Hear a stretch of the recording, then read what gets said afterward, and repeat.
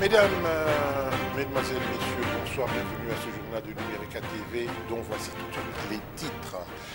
La mission des Nations Unies pour la stabilisation de la République démocratique du Congo a annoncé le retrait de 750 casques bleus. C'était au cours d'une séance de travail avec le vice-premier ministre en charge de l'Intérieur.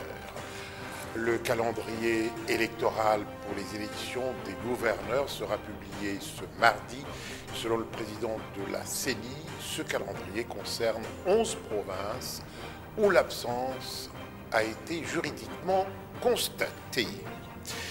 Invité de ce journal, Patrick Tchibouyi, chargé de sensibilisation de la Cour pénale internationale en République démocratique du Congo. Patrick Tchibouyi, bonsoir. Bonsoir. Je vous retrouve vers la fin de ce journal.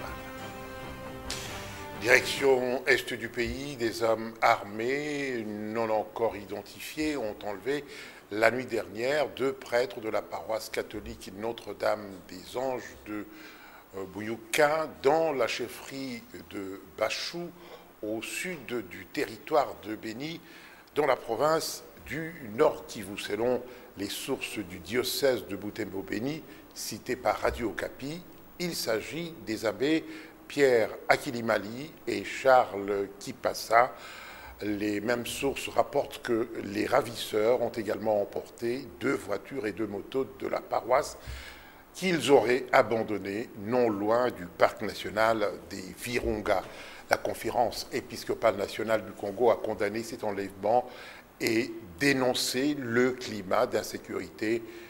Également demande aux autorités politiques et militaires de démanteler ce réseau criminel qui déstabilise la paix dans la région de Béni.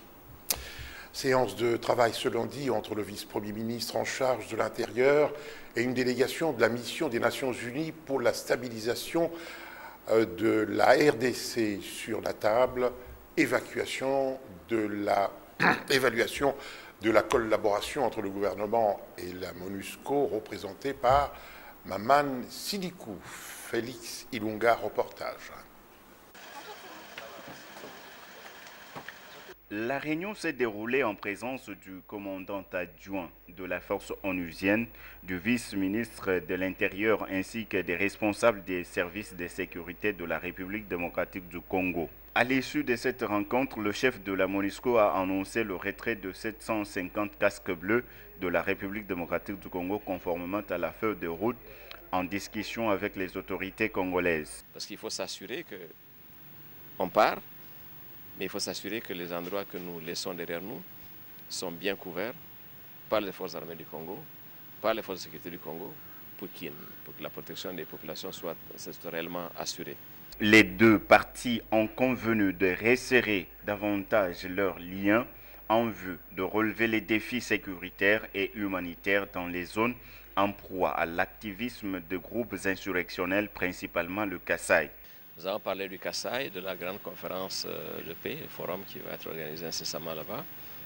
J'ai également informé le vice-premier ministre de visite imminente de haute personnalité de New York, y compris l'adjointe du secrétaire général en personne qui vient, Mme Amina Mohamed, qui s'occupe de tout ce qui est développement, mais qui vient aussi dans le cadre de tout ce qui concerne les femmes, les violences faites aux femmes et tout ça, le travail qui se fait avec le bureau de Mme Mabunda, et une visite conjointe avec l'Union africaine aussi. Le vice-premier ministre et ministre de l'Intérieur, Emmanuel Ramazani Chadari, et le représentant spécial du secrétaire général de l'ONU, Maman Sambo Sidikou, ont réaffirmé la nécessité de rendre régulières ces rencontres. Juste après cette rencontre, Emmanuel Chadari a échangé avec le président de la centrale électorale, occasion pour Corneille Nangaa d'annoncer la publication demain mardi du calendrier électoral pour les élections des gouverneurs dans 11 provinces où l'absence a été juridiquement constatée. Le président de l'organe chargé d'organiser les élections dans notre pays a également indiqué les dispositions que la CENI entend prendre pour lancer les opérations d'enrôlement dans la province ou les provinces du Kasaï. Autre chose, l'opération de la mise à la retraite des agents de l'administration publique est en marche. Les travaux préparatoires de cette opération ont été lancés le week-end dernier. Cette opération qui entre dans le cadre de la réforme de l'administration publique concerne également les régies financières, notamment la DGI, la DGRAD, la DGDA. Bienvenue Babwa Alain Zongola. C'est le ministre d'État en charge de la fonction publique, Michel Bongongo, qui a présidé personnellement les travaux préparatoires du processus de la mise à la retraite des agents de l'administration publique. Après les ministères, cette fois-ci, ce sont les régies financières qui sont concernées, à savoir la DGI, la DGDA, la DGRAD et l'INSS. Vous allez vous souvenir que le premier lot, ce que venait de promulguer la loi, les différentes ordonnances par le chef de l'État ici, nous avons travaillé pour 5 ministères. La politique que son Excellence, Monsieur le ministre d'État, a adoptée, d'associer les syndicats, a porté finalement ses fruits. Vous voyez, le premier lot qui est parti, contestation, tout le monde, ça veut dire l'ensemble de tous les dossiers ont été examinés et ceux qui sont partis en retraite le méritaient bien.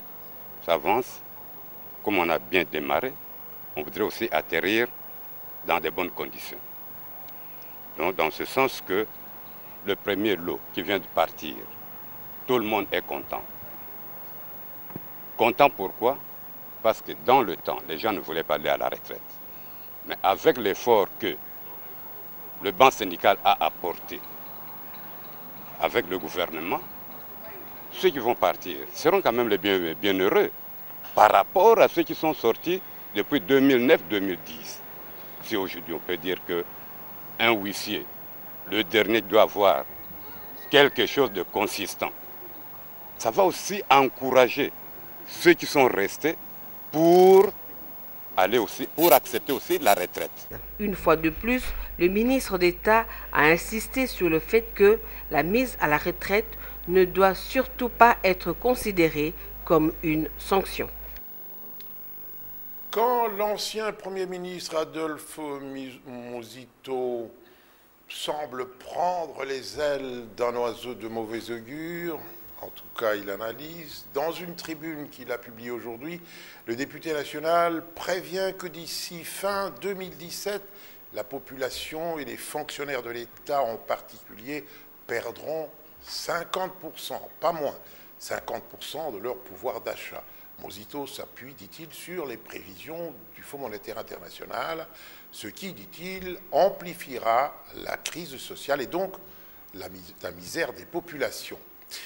À la Confédération des cambistes du Congo, on appelle à l'amplification de tout ou à l'implication de tous les acteurs, question de faire sortir le pays de cette situation. Yannick Mbuyamba, Jires Chimanga. À la place Hugo Tanzambi ex-Le Château, la situation est beaucoup plus grave que cela peut paraître. La fluctuation de la monnaie nationale provoque des remous avec des conséquences désastreuses dans les opérations et transactions financières qui se font en ce lieu, petite bourse de Kinshasa. Si les marchés, c'est vraiment très catastrophique parce que les non-professionnels ont de sérieux problèmes parce que le matin vous pouvez avoir un capital de $1000 et le soir vous n'avez plus les mêmes $1000 parce que l'argent par jour ça peut se déprécier au moins 3 fois. Et lorsqu'il n'y a pas de devises, vous ne savez pas acheter les devises, vous ne pouvez pas avoir le même capital que vous de départ. La crise monétaire étant cyclique, structurelle et permanente, la Corporation des cambistes du Congo de son côté pense déjà à l'alternative et se refuse de céder à la panique. Aujourd'hui, nous sommes une confédération nationale et c'est un système que nous voulons mobiliser les capitaux pour financer la relance de l'économie. Donc la crise là pour nous elle n'est pas mauvaise, c'est une évaluation des réformes, c'est une interpellation de notre leadership, c'est une interpellation de notre maturité. Lors de la crise de 1999, la Corporation des cambistes et la Banque centrale ont mis sur pied le système de la messagerie financière pour canaliser le fonds qui ne provenait pas de la production locale afin de trouver des devises étrangères. Avec vous, Élisée Mafou, nous allons faire un petit tour du côté de la CPI. La Cour pénale internationale fête cette année ses 15 ans d'existence. Elle fut créée, vous le savez, par le traité de Rome à l'issue de la conférence diplomatique des Nations Unies organisée du 15 juin au 17 juillet 1998. Le statut de Rome est entré en vigueur le 1er juillet 2002. La CPI avait été créée dans le but de mettre fin à l'impunité des crimes de masse. Jeften Toleni. C'était il y a de cela 15 ans que la Cour pénale internationale voyait le jour. Tout est parti du statut de Rome. Il a été adopté lors de la conférence diplomatique des plénipotentiaires des Nations Unies. Elle s'est déroulée en Italie à Rome du 15 juin au 17 juillet 1998. Mais c'est finalement le 1er juillet 2002 que ce statut entre en vigueur, donnant ainsi naissance à cette juridiction. La CPI est une institution permanente chargée de promouvoir le droit international. Son mandat est de juger les individus qui ont commis des génocides, des crimes de guerre, des crimes contre l'humanité ou des crimes d'agression. 124 États pour le moment ont ratifié les statuts de Rome. Le premier procès de la CPI est celui du Congolais Thomas Lubanga pour crime de guerre. Un procès qui s'est déroulé du 26 janvier 2009 au 14 mars 2012. À ce jour, la CPI a ouvert une procédure d'enquête dans 10 cas, dont 9 en Afrique. On peut citer les Ivoiriens Laurent Gbagbo et Charles Blé Goudé, et les Congolais Jean-Pierre Bemba et Bosco Tanganda, ce qui pour certains remet en cause la crédibilité de cette institution qui donne l'impression d'être une justice à deux vitesses. Pour preuve, quelques pays africains comme la Gambie, le Rwanda, le Burundi et l'Afrique du Sud ont déjà entamé la procédure du retrait de la CPI. En santé, dans un manifeste publié dans la revue scientifique environnementale ILTI Perspective, des scientifiques ont alerté sur les dangers des gels antibactériens composés de triclocarbone et du triclosane. Ces chercheurs plutôt suspectent les produits de provoquer le cancer du sein et d'altération des spermatozoïdes. Aux États-Unis, par exemple, ces produits sont bannis tandis qu'ils ne le sont que partiellement en Europe. Ange Makadi et Eric Colombay. Les gels antibactériens utilisés pour le lavage des mains seraient dangereux pour la santé selon certains chercheurs.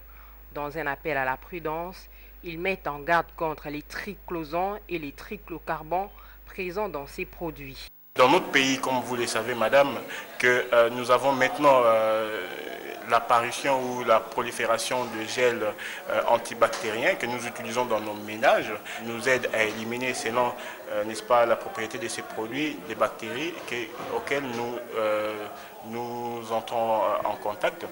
Ces produits sont dangereux, pourquoi? Parce que ces substances, quand ils entrent en contact avec l'eau, ils forment les chloroformes. Et à part ça, vous pouvez aussi avoir des conséquences sur les fœtus. Comment? Parce que ces dioxines, n'est-ce pas, perturbent aussi en même temps les oestrogènes chez la femme enceinte, avec des conséquences de la perturbation du développement du fœtus. Ces dioxines peuvent aussi en même temps perturber, n'est-ce pas, ou favoriser l'augmentation de la production de testostérone chez l'homme. Pour ces experts, les deux composantes seraient aussi présentes dans la dentifrice, sac poubelle et détergents. Nous interpellons, n'est-ce pas, le pouvoir public et en même temps les chercheurs et les toxicologues, n'est-ce pas, pour essayer de mener des études sur les gels qui sont déversés sur les marchés du Congo, les marchés quinois, n'est-ce pas, pour voir si réellement nous avons ces deux composants qui sont présents dans ces gels-là. Bien entendu, d'autres groupes d'experts s'y sont levés pour affirmer que les gels antibactériens ne contiennent aucune composante nuisible pour la simple raison que les grands fabricants du gel n'utilisent plus les triclocarbones interdits depuis 2008 par l'Organisation mondiale de la santé. Le concert raté de l'artiste musicien Rité Kabeya, connu sous le sobriquet de Rité Watanabe à l'Olympia de Paris, on en parle encore 48 heures après l'annulation du spectacle par la préfecture de Paris suite au mouvement de protestation des combattants. Les réactions tombent encore. Si certains s'en réjouissent, d'autres en revanche protestent contre ces restrictions qui empêchent la culture congolaise de se développer. Et au sein du monde musical entre Kinshasa, Paris et Bruxelles, les avis sont partagés. Olivier Chimanga à Paris et Paul Leperc à Kinshasa nous ont livré leur position sur le phénomène combattant.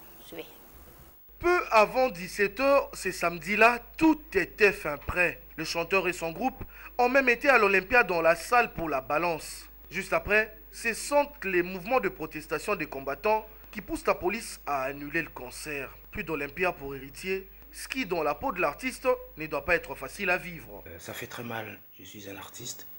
Un artiste ne s'exprime que sur scène. Un artiste ne parle que sur scène. Et c'est aussi notre moyen de vivre et tout.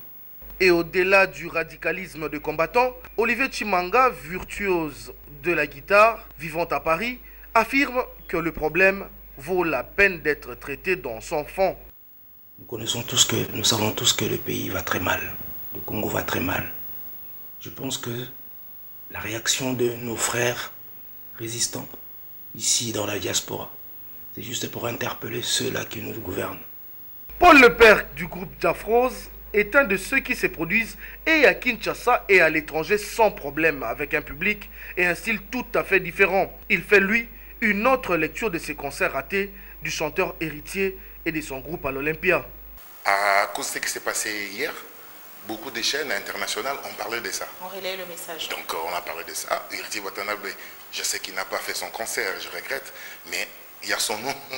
Son nom, on parle de son nom maintenant partout. Sur la page Facebook d'Héritier Wata, on peut y lire depuis 2 jours un concert apolitique pour une carrière, une vie et des familles. Courage aux miens. La haine ne tue pas et ne tuera pas l'amour pour la musique. Fin de citation. La page sportive de ce journal avec vous, Yannick Mbouyamba. Oui, 1-0, but signé de la tête à la 30e minute par Yannick Bangala pour V-Club devant le Daring Club Motema Pembe, et un penalty manqué par Tadi Etekama pour V-Club devant Nathan Mabrouki, le portier du team vert et blanc de la capitale. C'est le bilan du grand derby quinois des Diables Verts. Battus, les Immaculés terminent la saison avec 27 points, classés 3e de play-off. Le vert et blanc rejoignent Maniema Union de Kindu pour représenter la RDC à la prochaine Coupe de la Confédération africaine de football. V-Club 30 points s'est orienté vers la prochaine Ligue de Champions. Pareil pour Mazembe, vainqueur de Mungano par 3-0. Mazembe et V-Club joueront pour le titre le mercredi 19 juillet prochain à Lubumbashi. Paul Kazozo. Africaine, il faut que les 2 premiers aillent. Entre V-Club et Daring dans le derby des Diables Verts quinois, au bilan cette saison, 2 victoires par 2-0 pour les Immaculés, sous l'ère de l'entraîneur Otis Ngoma, qui mène devant Florent Ibengue, toujours impuissant, et pour qui le 16 juillet 2017 était un dimanche particulier. Simplement, les Dauphins Noirs ont refusé de se soumettre au jour du clan vert et blanc. L'occasion, l'unique d'ailleurs, de ce derby des Diables Verts quinois, la 30e minute pour les Véclubiens. Au départ, la balle d'un centre aérien de Glodingonda, de gauche à droite, est déviée en corner par un défenseur imanien pour parer au pire. Le corner exécuté de gauche à droite par Yazid Atouba, qui expédie la balle sur Yannick Bangala, dont la tête piquée propulse la balle au fond du filet pour l'ouverture du score. Le corner, excusez-moi, avec Atouba, ça c'est bien fait pour une tête. Et voilà le premier but. Bangala qui marque de la tête. Le club mène par 1-0 à la pause. À la reprise, l'occasion idéale pour la réduction du score pour Daring, la 56e sur une attaque fulgurante du DSMP. Jean-Marc Makoussou est nez à nez avec le portier de V-Club. Lucide, Nelson Lukong renvoie les cuirs et s'érige en obstacle pour l'avant-centre du DSMP. Makoussou est encore maladroit à la 77e minute sur un coup franc consécutif à une faute sur Cédric Ngouroubi. Cette maladresse caractérise aussi V-Club à certaines occasions, comme à la 90e minute. Dans une percée de Mbemba et Tekema, les destinataires du service, est fauché dans la surface fatale. Belle occasion pour corser l'addition. Par maladresse à la sentence, l'essai du buteur maison de V-Club, Tadi Agiti Tekema, est renvoyé et mis en échec par Nathan Mabrouki, le dernier rempart du DSMP, lucide et qui renvoie la balle. Nathan Mabrouki sauve le Dering d'un deuxième but, mais perd la partie par 1-0 avec ses 27 points. Et classé troisième, Dering rejoint Maniema Union, aligné à la prochaine Coupe de la CAF. V-Club, 30 points, rejoint Mazembe à la même hauteur pour son succès de 3-0 sur Mungano de Bukavu. Les deux équipes ont rendez-vous ce mercredi à Lubumbashi pour le dernier match de la saison. Une finale au vrai sens du terme avec une étoile de couronne aux vainqueurs et aux champions. Seule certitude, les deux finalistes sont déjà admis à la prochaine Ligue de champions de la CAF. Et si l'Aïna Foot rendra son verdict mercredi à la Coupe du Congo, le verdict a été rendu le week-end dernier avec le sacre de l'association sportive Maniema Union de Kindu devant Saint-Éloi Lupopo. À l'issue de cette finale remportée au tir au but, le club de Lubumbashi a été interdit de participer à la Coupe du Congo de football pour une durée de 5 ans. Dans le lot de ces mesures disciplinaires, la suspension de Dona Moulongoy, le secrétaire sportif du club pour 2 ans, à sa suite, Mbei Moukaz, médecin de Lupopo, suspendu également pour jet de projectiles et violation de la zone technique de Lupopo. Maniema Union devra payer $900. Enfin, le Stade des Martyrs a un nouveau comité de gestion. Le comité dirigé par Théobald Binamungu a pris officiellement ses fonctions ce lundi. Théobald Binamungu, membre de la Fédération congolaise de football association, sera secondé par Max Monkey, président du football club MK. Jérôme Pema et Théodore Chitoli. Le Stade des Martyrs de la Pentecôte a désormais un nouveau comité de gestion, nommé par le ministre des Sports Papi Nyango, qui vient de porter son dévolu sur ceux qu'il qualifie de connaisseurs de football à qui il assigne des objectifs. Les objectifs riment et partent le sens d'amour de notre travail, le sens de communion qui peut résulter de cet amour-là et l'intérêt apporté pour que le rayonnement de cette infrastructure soit davantage grand et que l'avenir de ces stades soit prospère. Du côté des membres du comité de gestion, la tâche va être lourde, mais la volonté et la détermination pourront aider à aborder les axes les plus urgents à définir. Bon, il faut reconnaître que ce n'est pas une tâche facile, donc on ne peut pas se leurrer, mais le cas il est sérieux. Vous avez vu un personnel qui n'est pas motivé et vous n'avez pas le stade sans ce personnel-là. Donc il faudra d'abord travailler au niveau du personnel, les mettre à l'aise, les amener au travail et faire en sorte que ce travail soit visible tout de suite. Nous allons voir quels ont été les problèmes réels qui ont émaillé la bonne gestion de ces stades et en fin de compte, nous allons arriver à faire voir quelle sera la ligne de conduite, comment nous allons arriver à gérer d'une manière d'ensemble cet édifice dont on nous a laissé. Le nouveau comité de gestion devra se pencher entre autres sur la salubrité et la paye du personnel. Monsieur Patrick Chiboui, bonsoir. Bonsoir. Vous êtes assistant chargé de la sensibilisation CPI, République démocratique du Congo. En quoi consiste votre travail? C'est-à-dire de continuer à faire la publicité de la CPI?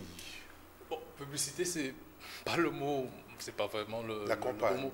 Voilà, expliquer. Parce qu'au fait, la Cour pénale internationale qui est basée à La Haye, toutes les affaires ont lieu au siège de la Cour pénale internationale à La Haye. Il faut bien qu'il y ait sur le terrain, auprès des communautés qui sont concernées par les activités de la Cour, qu'il y ait un relais.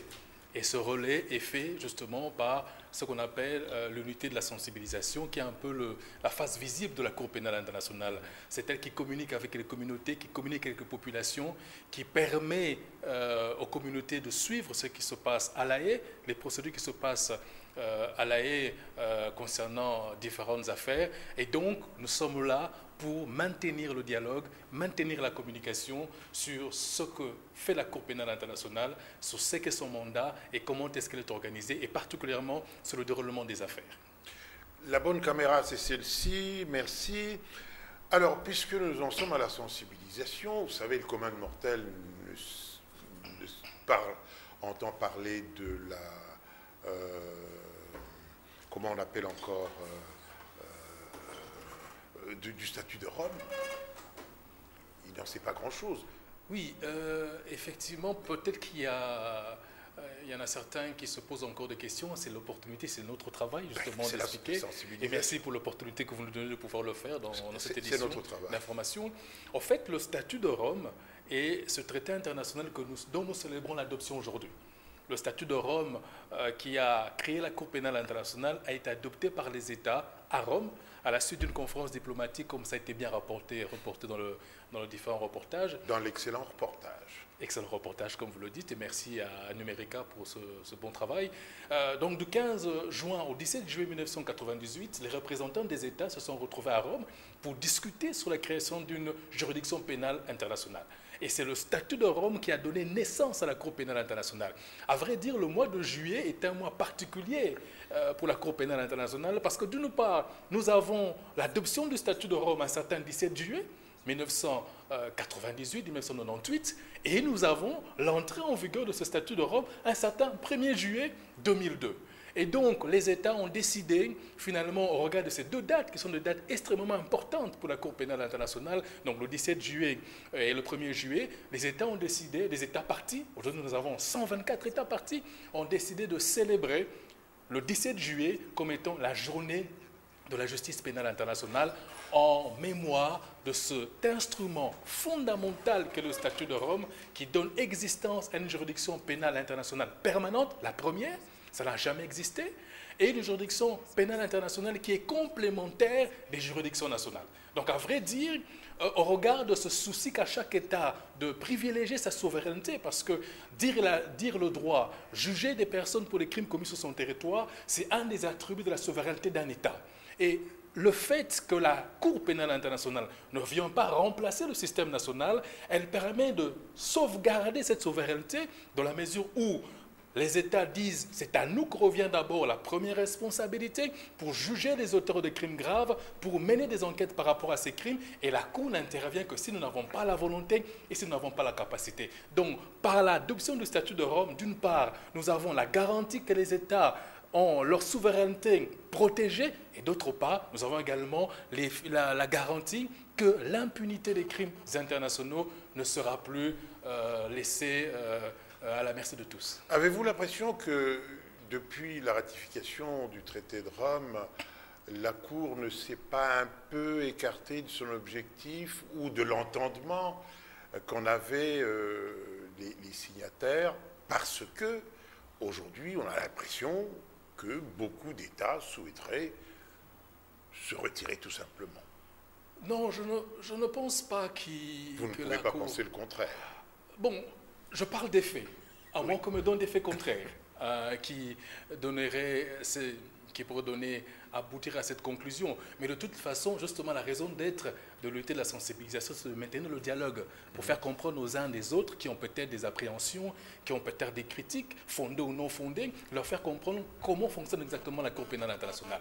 À vrai dire, la Cour pénale internationale, comme je l'ai dit, par essence, elle est complémentaire. Donc, au regard du principe de complémentarité, la Cour ne devrait pas être un sujet de peur ou pour lequel on devrait avoir une certaine distance. Parce que la Cour vous dit très clairement, les États, en adoptant le statut de Rome, ont mis un principe fondamental qui est la complémentarité. Où l'équation est simple. On vous dit, écoutez, nous créons une juridiction pénale qui est permanente. Ce qui est fondamental, c'est qu'il ne faut pas que les auteurs des crimes internationaux restent impunis.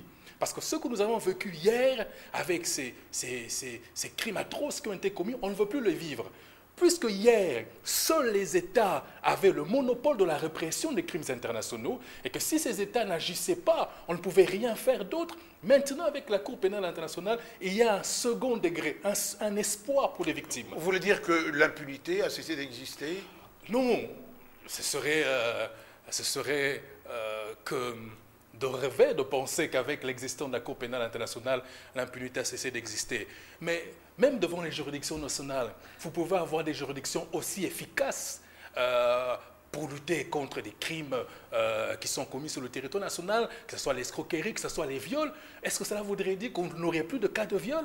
Est-ce que cela voudrait dire que vous n'aurez plus d'escrocs? Mais on est sur le bon chemin, d'après vous. Mais c'est justement cela.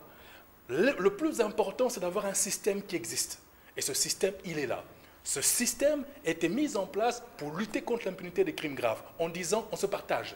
Vous le faites en premier lieu, et moi j'interviens en second lieu. Et un élément fondamental aussi à ajouter, qu'il faut relever, c'est que le statut de Rome, tel qu'il a été adopté, est un véritable espoir. Pourquoi? Non seulement un espoir pour les victimes, mais également est une référence. Parce que par l'adoption du statut de Rome, n'importe qui, quel que soit son statut officiel, peut être poursuivi devant la Cour pénale internationale. Chef d'État, membre de gouvernement, député, sénateur, vous pouvez être poursuivi devant la Cour pénale internationale. Qu'est-ce que cela entraîne comme conséquence? La conséquence est que si les États ne veulent justement pas que la Cour poursuive les crimes commis sur leur territoire, ces États ont maintenant le devoir d'adapter leur législation interne au même standard que le statut, c'est-à-dire de permettre à ce que, même au droit interne, que les hauts responsables ne bénéficient pas d'immunité, ne bénéficient pas de procédures spéciales pour ce qui est des crimes spécifiques, des crimes graves. C'est comme ça que vous avez beaucoup d'États, des grands pays que nous connaissons, qui, avant de ratifier le statut de Rome, ont dû amender, notamment réviser leur constitution, pour enlever ces blocus d'immunité qui était réservé par exemple au chef d'État afin de rendre leur juridiction compétente. Et également un autre élément fondamental à ajouter, c'est qu'aujourd'hui nous avons 124 États partis. Le fait d'être membre de la Cour pénale internationale ne veut pas dire que la CPI va venir ouvrir les enquêtes sur votre territoire. Non, parce que premièrement, vous êtes les premiers responsables à le faire. Mais le fait que nous ayons un grand nombre d'États qui ratifient le statut de Rome, c'est un impact sûr, efficace contre la lutte contre l'impunité. Pourquoi? Si aujourd'hui vous êtes poursuivi et que tous les États, imaginez-vous que tous les 124 États partis coopèrent avec la Cour pénale internationale, où allez-vous vous cacher? On ne va pas encore y arriver, hein, parce que le président soudanais a fait un pied de nez, il court toujours, alors que... Oui, c'est vrai, et ça c'est le grand challenge, le grand défi de la Cour pénale internationale, mais ce qu'il faut retenir comme leçon dans cette affaire concernant le président Omar Abelechi, c'est que premièrement, qui que ce soit peut être poursuivi. La preuve, un mandat d'arrêt est délivré contre un chef d'État en fonction. Deuxièmement, lorsque vous avez un mandat d'arrêt, ou une citation comparée de la Cour, vous êtes toujours présumé innocent. Ça, c'est le principe fondamental. Mais lorsqu'il y a un mandat d'arrêt, il faut que ce mandat d'arrêt soit exécuté. Troisièmement, un élément fondamental, c'est que, surtout pour des personnes ayant ce statut, un mandat d'arrêt délivré par la Cour pénale internationale qui porte sur des crimes qui sont imprescriptibles, tels que prévus par le statut, et qui ne peut être retiré que par les juges de la Cour pénale internationale qui l'ont délivré, ce mandat vous colle sur la peau. Et en tant que haut responsable, même vos mouvements sont impactés, affectés par le mandat d'arrêt qui a été délivré par une juridiction qui est la Cour pénale internationale. Vous n'avez que d'autres choix que de vous rendre, parce que de toutes les façons, vous êtes toujours présumé innocent. Une fois que vous vous rendez devant la Cour pénale internationale, la procédure est déclenchée. Oui, mais la procédure est déclenchée, c'est vrai, mais il est quand même trop longue, non? Franchement, allez... C'est vrai qu'on peut avoir cette impression. C'est pas une impression. On peut avoir ce constat. Mais le constat a des justifications, a des raisons. Lorsqu'on dit, d'abord, le statut reconnaît, pour toute personne qui est poursuivie, le droit d'être jugé sans retard excessif. Ça, c'est un droit fondamental de la défense qui est reconnu. Mais c'est vrai que le statut ne détermine pas combien de temps doit prendre un procès. En fait, c'est la même chose même devant les juridictions nationales. Aucune disposition légale ne détermine combien de temps doit prendre un procès pénal devant une juridiction congolaise, par exemple pour l'escroquerie. On n'a pas. Une affaire d'escroquerie devant une juridiction congolaise peut prendre peut-être une semaine, une autre affaire d'escroquerie peut prendre 2 mois. Au regard de la complexité, de la spécificité des affaires, vous avez le timing. Mais maintenant, cela ne veut pas dire que les juges ont la liberté de retenir quelqu'un comme ils veulent. Non, il y a des prescrits, il y a des directives, il y a des dispositions spécifiques du statut qui font en sorte que les juges n'ont pas le monopole de détenir une personne poursuivie quand ils le veulent. Vous avez des procédures qui sont mises en place devant la Cour pénale internationale. Par exemple, les témoins. Oui. Les témoins. Que ce soit les témoins de la défense ou du procureur qui doivent comparaître. Ils ne sont pas forcément dans l'espace Schengen. ils peuvent être en dehors de l'espace Schengen. Et s'il y a des témoins dont la présence est nécessaire au siège de la Cour pénale internationale, mais toute la machine doit être mise en bras pour les faire venir. Certains n'ont même pas, quelquefois, n'ont même jamais voyagé, n'ont pas de passeport. Il faut que la Cour organise tout cela. Vous avez également les traductions, parce que la personne qui est poursuivie a le droit d'être jugée dans la langue qu'elle comprend. Il faut traduire les décisions, il faut traduire les textes. Il y a un travail d'interprétation qui est mis en place. Et si vous analysez les affaires, vous allez remarquer, bien souvent on n'a pas l'impression, on ne le constate pas, malheureusement, dans certaines affaires, bien souvent ce sont même les avocats de la défense eux-mêmes qui demandent encore un peu plus de temps. Et quelquefois, ce sont les juges qui ont dit non, on doit poursuivre cette affaire à telle date. Il faut dire quand même que la République démocratique du Congo a servi, c'est ce que disent certains, de cobaye à la Cour pénale internationale. Bon, je ne pense pas que ce soit le terme de cobaye. À vrai dire, cela aussi permet de répondre à la question de savoir, mais est-ce que la Cour ne s'acharne pas contre les États africains? Comment avons-nous des affaires en RDC? C'est le gouvernement congolais qui a demandé. Comment avons-nous eu des affaires en Centrafrique? C'est le gouvernement centrafricain, État parti. C'est la RDC, État parti. C'est le Mali, État parti. C'est l'Ouganda, État parti, qui a invité la Cour pénale internationale. Alors, lorsqu'un État parti demande de faire une situation, mais cet État parti manifeste sa volonté de lutter contre l'impunité en demandant à la Cour pénale internationale de pouvoir venir mener des enquêtes. Et c'est comme ça que nous avons eu des enquêtes de la Cour pénale internationale ici en RDC. Et si la RDC a coopéré dans l'exécution de mandats d'arrêt délivrés contre les ressortissants congolais qui étaient ici en RDC, qui ont été remis par la RDC à la Cour pénale internationale, c'est tout à fait normal parce que c'est une obligation qui est imposée à tout État parti de coopérer avec la Cour pénale internationale. Donc à partir du moment où la RDC exécute un mandat d'arrêt, elle ne fait qu'assumer ses responsabilités en tant qu'État parti, son obligation de coopérer avec la Cour pénale internationale. Donc je pense que ce n'est pas correct de dire que la RDC, ou juste de dire que la RDC serait une sorte de cobaye. Et j'aimerais profiter de l'occasion qu'au même moment que la RDC a déféré la situation au procureur, au même moment, vous avez également des juridictions nationales congolaises qui ont continué également d'autre part à poursuivre des auteurs de crimes graves qui ont été commis ici en RDC. Où en est l'affaire Jean-Pierre Bemba? Alors l'affaire Jean-Pierre Bemba, en fait, nous avons deux affaires le concernant. Nous avons l'affaire principale où il a engagé sa responsabilité en tant que chef militaire pour les crimes qui ont été commis par ses troupes en République centrafricaine. Dans cette affaire, il a été reconnu coupable, il a été condamné à une peine d'emprisonnement. Nous avons la seconde affaire où il a été poursuivi conjointement avec d'autres personnes pour ce qu'on a appelé les atteintes à l'administration de la justice. Et dans cette affaire où il a été poursuivi avec conjointement avec son avocat principal et d'autres personnes, ils ont été reconnus coupables et des peines d'emprisonnement ont été prononcées contre eux, et spécifiquement contre M. Jean-Pierre Bemba. Il était condamné dans cette seconde affaire à une peine d'emprisonnement d'1 an, et les juges ont décidé que cette peine s'ajouterait à la peine qui avait été prononcée contre lui dans l'affaire principale. Mais ce qu'il faut retenir également, c'est que, notamment dans l'affaire principale, comme dans cette affaire, M. Jean-Pierre Bemba a interjeté appel, et nous attendons l'arrêt de la chambre d'appel. Il pourrait sortir dans combien de temps, selon vos prévisions, selon vos connaissances? En tout cas, ce que nous avons actuellement, c'est que nous avons, dans l'affaire principale, une peine d'emprisonnement prononcée contre lui. Comme je l'ai dit, il a interjeté appel, donc nous attendons l'arrêt que la chambre d'appel pourra... Qu'est-ce qu'un pays peut faire, parce qu'il y a des pays qui n'ont pas ratifié, qu'est-ce qu'on peut faire pour entrer ou alors pour sortir, pour se retirer? Bon, c'est vrai qu'on ne souhaiterait pas que les États se retirent, mais c'est vrai, c'est important de souligner que tous les États n'ont pas ratifié. Pourquoi tous les États n'ont pas ratifié? Parce que d'abord, le statut de Rome est un traité international.